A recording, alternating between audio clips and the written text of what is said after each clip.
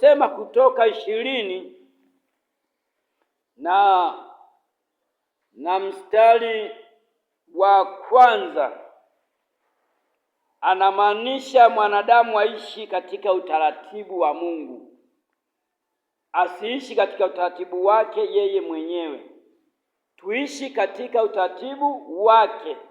Ndio maana anasema Mungu akanena maneno haya yote, akasema, mimi ni Bwana Mungu wako niliyekutoa katika nchi ya Misri, katika nyumba ya utumwa.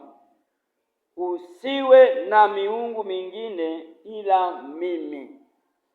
Kwa nini Mungu anajua kuna miungu wengine? Ndio maana kaweka utaratibu mwanadamu akawe na Mungu mmoja tu.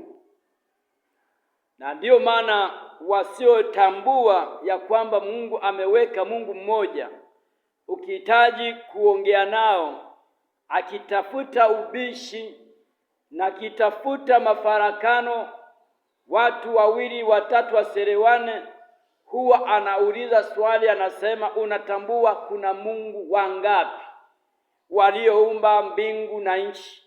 Ukimweleza ni Mungu mmoja tu, basi kwa nini mnatambua kuna Mungu Baba, tena mnatambua kuna Mungu Mwana, tena mnatambua kuna Mungu Roho?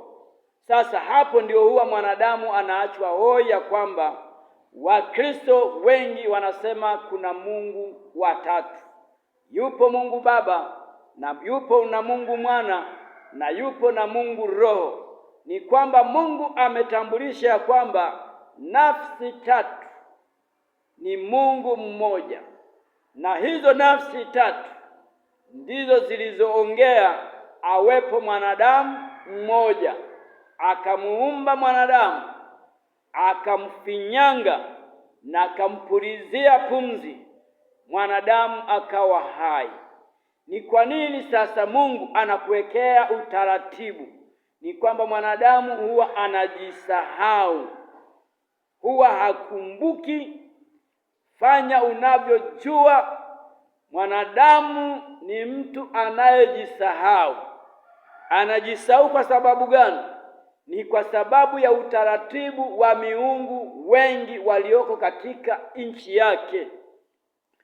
Miungu iliyopo katika nchi yake ndiyo inayomsahaulisha ya kale na ya sasa, kwa sababu Mungu anatambua mwanadamu ni mtu wa kujichanganya.